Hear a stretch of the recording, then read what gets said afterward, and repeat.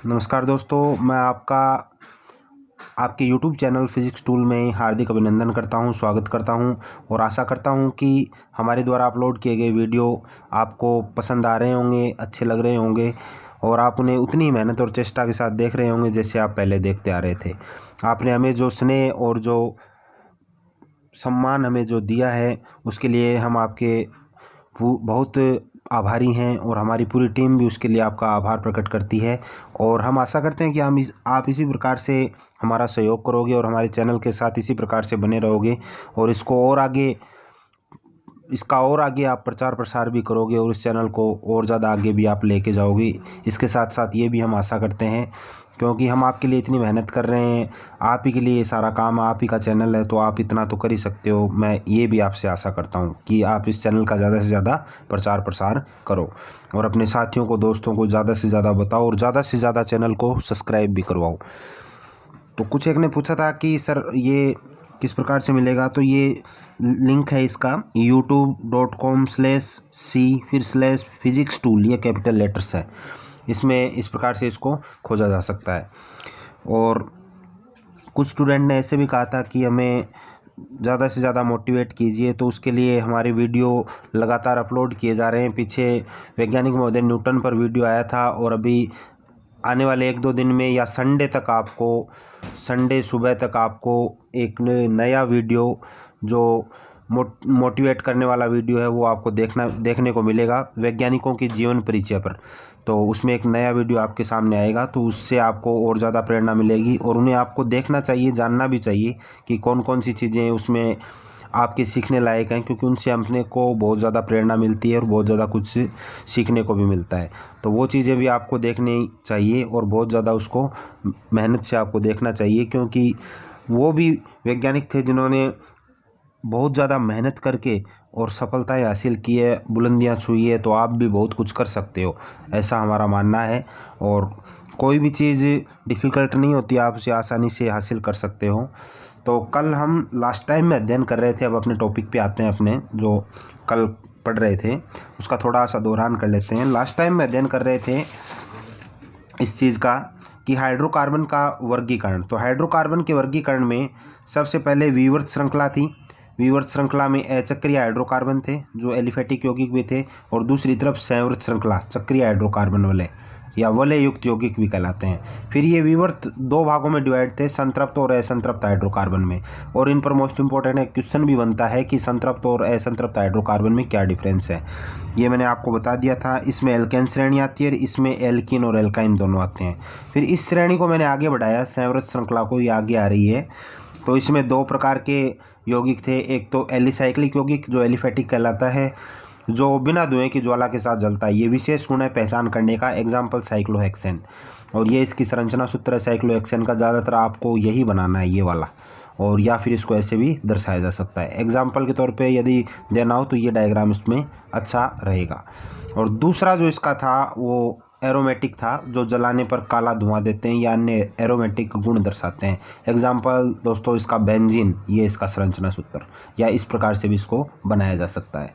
अब अपने आज आगे अध्ययन करते हैं अगले टॉपिक का। उसमें अगले टॉपिक में जो है वो जो पद्धतियां हैं, कार्बन की पद्धतियां हैं, उनका अध्ययन अपने करेंगे। तो उसमें सबसे पहले जो पद्धति है वो है रूढ़ पद्धति। सबसे पहले पद्धति मैंने आपको याद होगा 3 पद्धति बताई थी, रूढ़ पद्धति, व्युत्पन्न पद्धति और IUPAC पद्धति। तो सबसे पहली जो पद्धति है वो है रूढ़ पद्धति, तो उसका अध्ययन अपने करेंगे। तो रूढ़ पद्धति में क्या चीज़ है वो अपने यहाँ देखेंगे, क्या कुछ सीखने को मिलेगा अपने को रूढ़ पद्धति में। तो पहली पद्धति है रूढ़ पद्धति।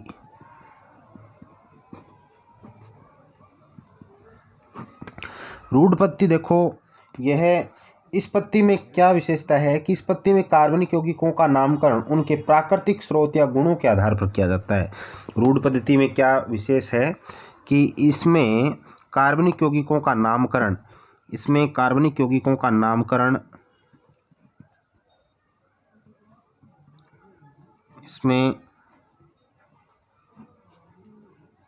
कार्बनिक यौगिकों का नामकरण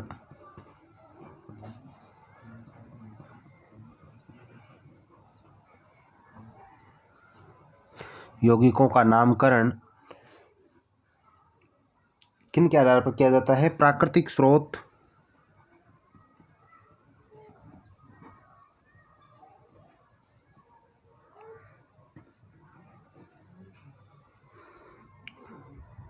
व गुणों के आधार पर किया जाता है। गुणों के आधार पर होता है।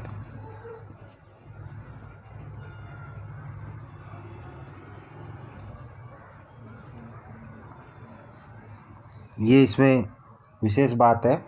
अब देखो इसमें कुछ एक फॉर्मूले हैं जो आपको ध्यान में रखना होगा, और उनको क्या रूट नाम है और कहाँ से वो प्राप्त किए जाते हैं, ये चीज़ भी आपको साथ साथ में ध्यान में रखनी होगी। तो फॉर्मूले में जैसे सबसे पहले तो अपने इनके सूत्र देखेंगे कि क्या क्या उनके सूत्र हैं, फिर उनके रूट नाम देखेंगे, रूट नाम क्या हैं उनके, और फिर उनके प्राकृतिक स्रोत देखेंगे, फिर उसके बाद में उनके प्राकृतिक स्रोत देखेंगे कि कहाँ से वो प्राप्त किए जाते हैं। फिर देखेंगे प्राकृतिक स्रोत।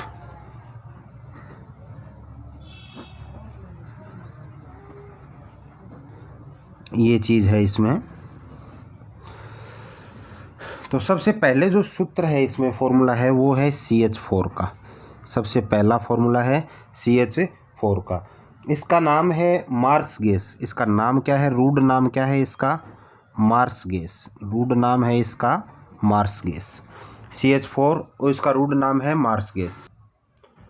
मार्स गैस, मार्स गैस जो है वो कहाँ से प्राप्त की जाती है? ये दलदल से प्राप्त होती है, या मार्सी स्थानों से भी अपने कह सकते हैं। इसका प्राकृतिक स्रोत क्या है? दलदल से, यानी जो दलदल होता है, जैसे कमल का फूल खिलता है वैसा, या उस प्रकार का जो दलदल है वहाँ से प्राप्त की जाती है। फिर अगला है CH3OH। CH3OH, इसका रूट नाम है कास्ट स्प्रिट। इसका रूट नाम है कास्ट स्प्रिट, और प्राप्त कहाँ किया जाता है? लकड़ी के भंजक आसवन से। प्राकृतिक स्रोत है लकड़ी का भंजक आसवन। ये विधि होती है भंजक आसवन। आसवन ये जो जैसे चुंबकीय पृथक्करण विधि है, आसवन विधि है, भंजक आसवन विधि, ये कुछ एक विधियाँ होती है किसी चीज़ को पृथक करने के लिए, तो ये यहाँ से प्राप्त की जाती है। अगला है इसमें CH3COOH। तीसरा जो है वो है CH3COOH। ये CH3COOH एसिटिक अम्ल, रूट नाम है इसका एसिटिक अम्ल। ध्यान रखना, एसिटिक अम्ल का सूत्र भी है ये, एसिटिक एसिड या एसिटिक अम्ल। और ये सिरके के लैटिन नाम एसिटस से लिया गया है। ये कहाँ से लिया गया है? सिरका जो होता है उसके लैटिन नाम एसिटम से लिया गया है। सिरके के लैटिन नाम एसिटम से लिया गया है। तो ये सिरके के लैटिन नाम से लिया गया है। लैटिन नाम क्या है इसका? एसिटम। एसिटम से लिया गया है, ठीक है ना, ये ध्यान रखना इसका। अगला जो इसका सूत्र है वो है HCOOH। HCOOH अगला फॉर्मूला क्या है इसका? HCOOH। HCOOH होता है फार्मिक अम्ल।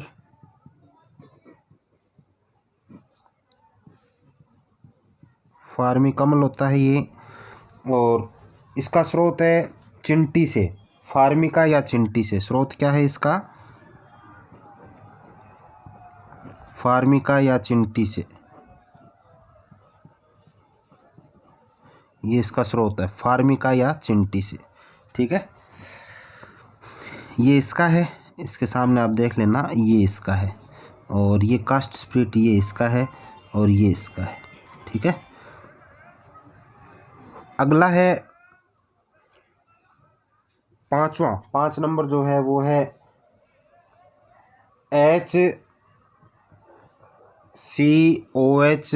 और यहाँ आप CH3 जोड़ोगे और यहाँ COOH जोड़ोगे। यहाँ क्या जोड़ोगे? COOH ये जोड़ोगे। ये लैक्टिक अम्ल है। ये क्या चीज़ है? लैक्टिक अम्ल।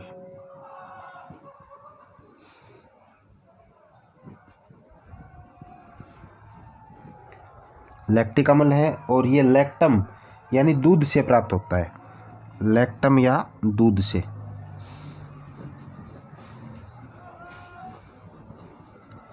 या दूध से क्या होता है? ये प्राप्त होता है। ठीक है, तो ये हो गए दोस्तों रूढ़ पद्धति में जो एक सारणी है वो आपको ध्यान में रखनी है। ये रूढ़ पद्धति की एक सारणी हो गई और ये कहाँ से और कैसे प्राप्त की जाती है ये आपको याद भी रखनी है इसके साथ साथ। अब देखो रूढ़ पद्धति में कार्बनिक यौगिकों के गुणों के आधार पर एक नामकरण दिया गया है, वो निम्न प्रकार से। यानी रूढ़ पद्धति में कार्बनिक यौगिकों के जो गुण है उसके आधार पर नामकरण है वो निम्न प्रकार से है और उसको दो भागों में डिवाइड किया गया है विशेष तौर पे।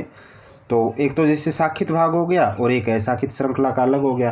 तो साखित या असाखित श्रृंखला के लिए जो अलग अलग नामकरण है वो इसमें अपने पढ़ते हैं। तो देखो कैसा है कि रूढ़ पद्धति में असाखित हाइड्रोकार्बनों को नॉर्मल या एन यौगिक कहते हैं। रूढ़ पद्धति में असाखित हाइड्रोकार्बन को नॉर्मल या एन यौगिक, एन का नॉर्मल हो गया ना, तो नॉर्मल या एन यौगिक कहते हैं। और साखित के लिए एक शब्द और यूज किया जाता है। साखित जो हाइड्रोकार्बन है उनके लिए क्या शब्द यूज किया जाता है? उनके लिए नियो या आइसो दो शब्द उसके लिए यूज करते हैं। उसके आधार पर उसका नामकरण किया जाता है। तो रूढ़ पद्धति में नामकरण करने के लिए नामकरण के जो नियम है उसमें दो प्रकार के मेन नियम हैं कि नाम कैसे दिया जाएगा यौगिकों का। उसके लिए दो नियम हैं। पहला तो है इसमें जैसे असाखित,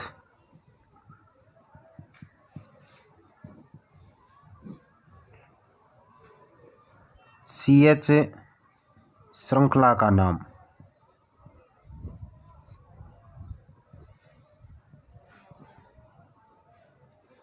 ये कैसे लिखा जाएगा? तो इसमें देखो असाखित CH श्रृंखला का नाम लिखेंगे तो कैसे लिखा जाएगा? इसमें क्या है कि इसके नामकरण के लिए नॉर्मल या एन यौगिकों से दिया जाता है। नामकरण नॉर्मल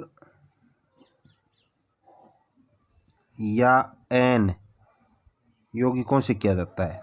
स्मॉल एन है ये, एन यौगिकों से किया जाता है।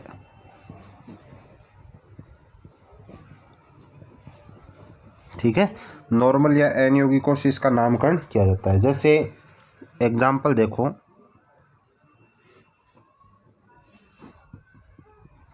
पहला उदाहरण है इसका CH3 CH2 CH3। तो इसका नाम हो जाएगा एन प्रोपेन। नाम क्या हो जाएगा इसका? एन प्रोपेन यानी नॉर्मल। नामकरण कैसे आया? देखो प्रोपेन कैसे आया, क्योंकि इसमें 3 कार्बन है और 3 कार्बन को प्रोप कहते हैं। 3 को क्या कहते हैं?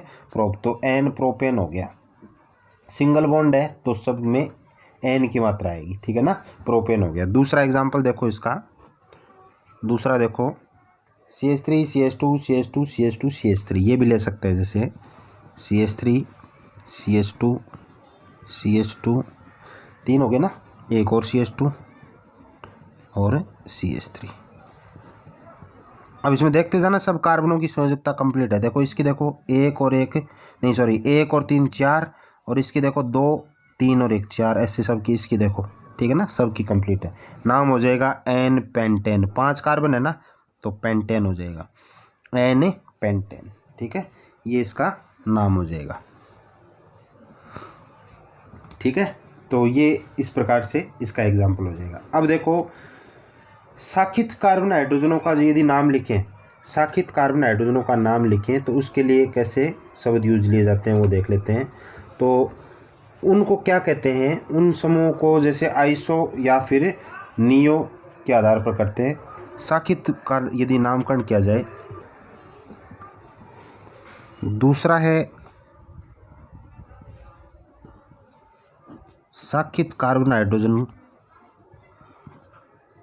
का।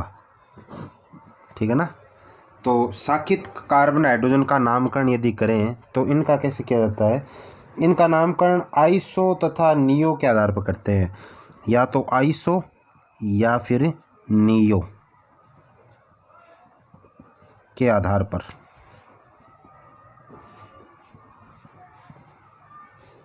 करते हैं, ठीक है ना। इसका नामकरण आइसो या नियो के आधार पर करते हैं। अब कैसे, कि जैसे इसमें पहला पॉइंट है कि यदि कोई कार्बन हाइड्रोजन श्रृंखला में एक कार्बन परमाणु 3 अन्य कार्बन परमाणु से घुरा हो, ठीक है, यदि CH श्रृंखला में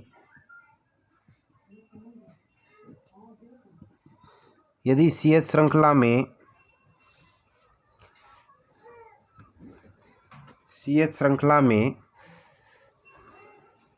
एक कार्बन परमाणु 3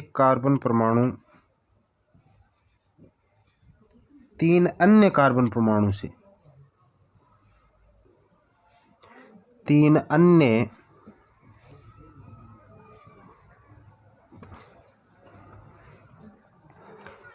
कार्बन परमाणुओं से घिरा हो,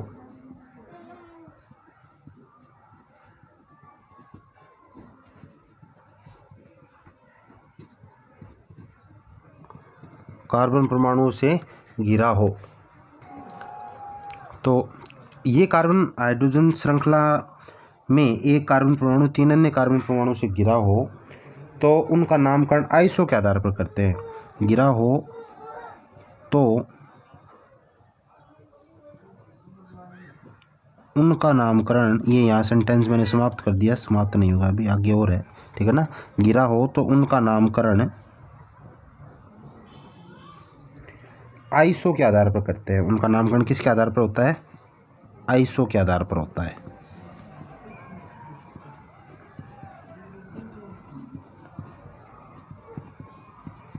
आधार पर होता है, यानी इस प्रकार की कंडीशन आए, यानी कार्बन हाइड्रोजन श्रृंखला में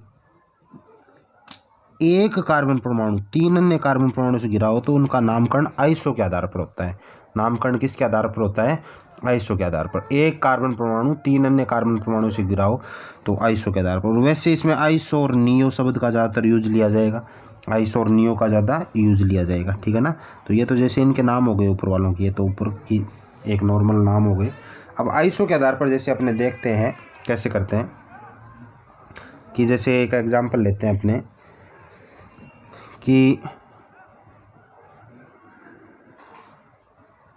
एग्जाम्पल लेते हैं CH और इधर इसको जोड़ देते हैं CH3 CH3, ये जोड़ दिया जैसे, ठीक है, CH CH3 CH3। तो इस समूह को आइसो समूह कहते हैं। इस समूह को क्या कहते हैं? इसे आइसो समूह कहते हैं। इसे क्या कहते हैं? आइसो, इसे आइसो समूह कहते हैं। इसे क्या कहते हैं? आइसो समूह कहते हैं, ठीक है ना, ये ध्यान रखना। इस प्रकार का समूह क्या कहलाता है? आइसो समूह। ये आइसो समूह कहलाता है, ठीक है। ये सूत्र आपको ध्यान में रखना होगा कि ये जो फॉर्मूला है वो कौन से समूह का है? आइसो समूह का। ध्यान रखना, ये याद करने वाली बातें स्टार्ट हो गई यहाँ से। ये फॉर्मूला CH CH3 CH3 जुड़ा हो तो इसे आइसो समूह कहते हैं, ठीक है। यानी एक कार्बन किस प्रकार से 3 अन्य कार्बनों से जुड़ा है, तो उनका नामकरण आइसो आधार से। जैसे यहाँ पर कोई कार्बन हो और 3 अन्य कार्बन परमाणु से जुड़ा हो तो वो फिर क्या हो गया? आइसो कहलाएगा, क्योंकि ये आइसो समूह है इसमें, ठीक है ना। आगे बात समझ में। अब देखो, ये तो हो गया इसका। अब जैसे अपने एक और एग्जाम्पल लेते हैं कि कोई कैसे कार्बन अन्य भी ग्रुप में जुड़ सकता है, वो देखते हैं। तो देखो,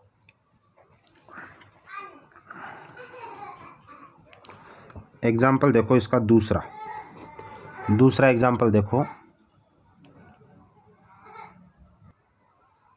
दूसरा एग्जाम्पल देखो,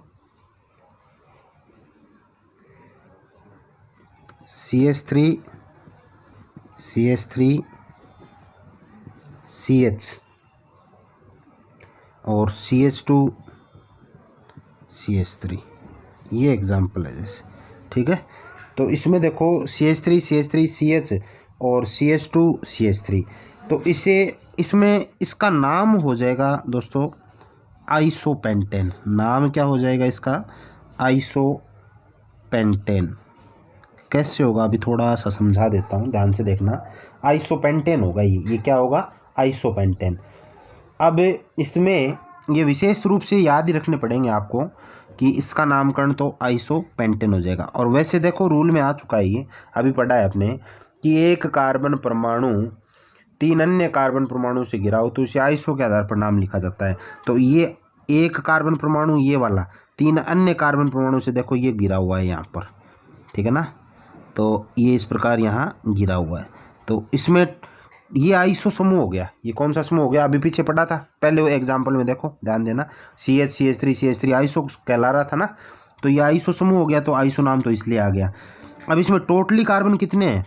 देखो 1 2 3 4 और 5, 5 को कहते हैं पेंट, 5 को क्या कहते हैं? पेंट। तो इसका नाम हो गया आइसोपेंटेन। नाम क्या हो गया इसका? आइसोपेंटेन, ठीक है ना। अब देखो इसमें ये हो गया। अब जैसे इसमें एक अपवाद भी है, जैसे अपवाद की बात करें तो एक अपवाद आता है इसमें कि जैसे ये है CH3 CH2 CH CH3 और CH3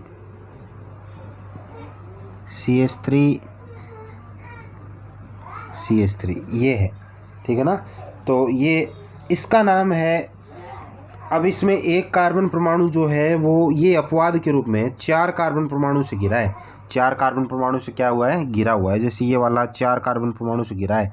और वैसे इसमें कार्बन हैं कितने टोटली? ध्यान दो, 1 2 3 4 5, 5 तो ये हो गए 6 और 7 और 1 ये हो गया 8 कार्बन है। तो हो तो जाएगा ये ऑक्टेन, नाम के आधार पर क्या हो जाएगा?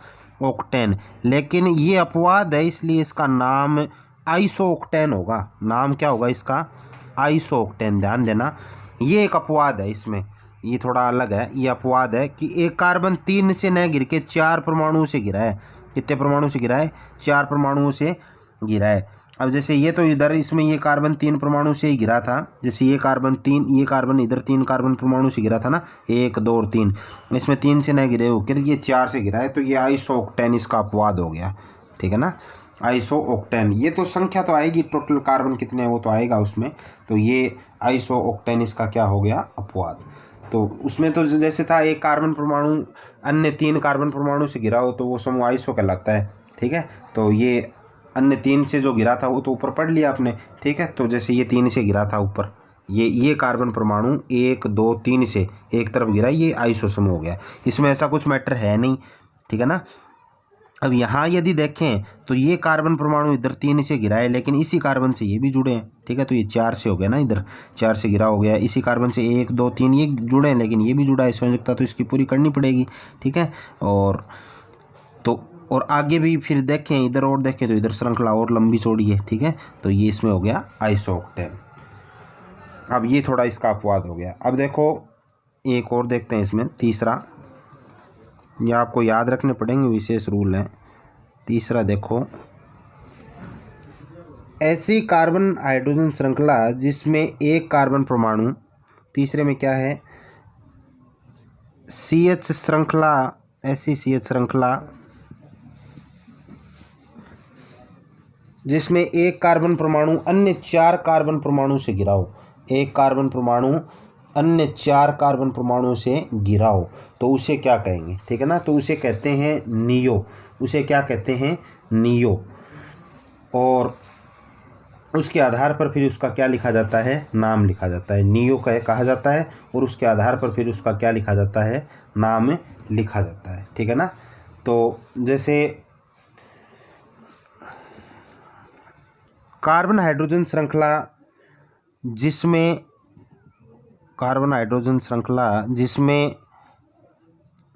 एक कार्बन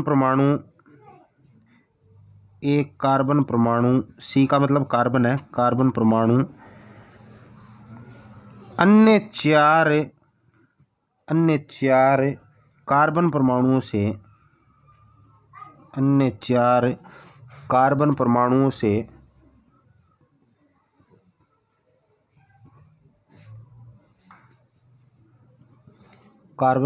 से घिरा हो तो नामकरण, ध्यान देना, नामकरण नियो के आधार पर करते हैं। नामकरण किसके आधार पर होता है? नियो के आधार पर होता है। नियो के आधार पर होता है। नामकरण किसके आधार पर होता है? नियो की। ये भी विशेष गुण है, इंपॉर्टेंट पॉइंट है, ये ध्यान रखना है इनको, ये भी इंपॉर्टेंट है। ये और ये ऊपर वाले जो रूल चल रहे हैं ये भी इंपॉर्टेंट है, ठीक है ना। इंपॉर्टेंट चीज़ें ये नामकरण में आपको ध्यान रखना होगा कि एक कार्बन परमाणु कार्बन हाइड्रोजन श्रृंखला की बात कर रहा है जिसमें 4 कार्बन परमाणुओं से घिरा हो, अन्य 4 कार्बन परमाणु से, उसे किसके आधार पर नामकरण किया जाता है? नियो के आधार पर। ध्यान रखना, उसका नामकरण किसके आधार पर किया जाता है? नियो के आधार पर किया जाता है। अब देखो, अब जैसे एग्जाम्पल देखते हैं अपने कि इसके आधार पर एग्जाम्पल देख लेते हैं अपने। उस समूह को नियो कहते हैं। तो जैसे ये नियो समूह क्या है पहले तो वो देख लो। तो जैसे मैं लिख रहा हूँ CH2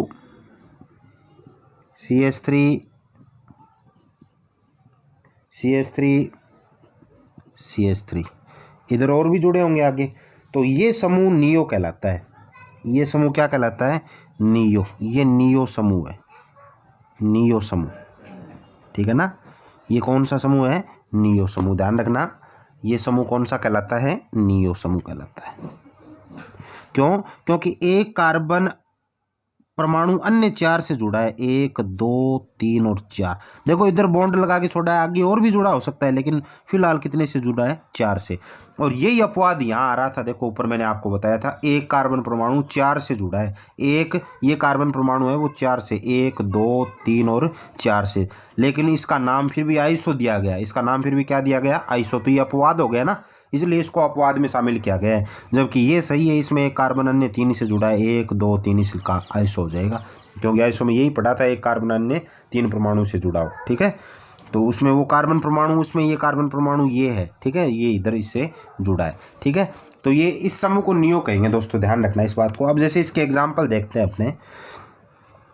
यदि मैं इस श्रृंखला को यहीं कंप्लीट कर दूं तो इसके एग्जाम्पल देखो, ये तो नियो समूह हो गया। अब इसके एग्जाम्पल देख लेते हैं अपने। एग्जाम्पल देखो, इसके एग्जाम्पल क्या है इसके। जैसे पहला एग्जाम्पल ये है कि CH3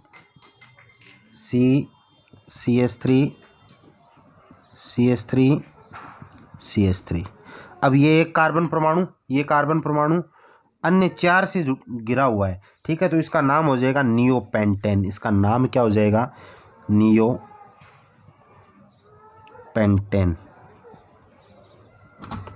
नाम क्या हो जाएगा? नियोपेंटेन, ठीक है। तो एक उदाहरण तो ये हो गया। दूसरा उदाहरण देखो, जैसे CH3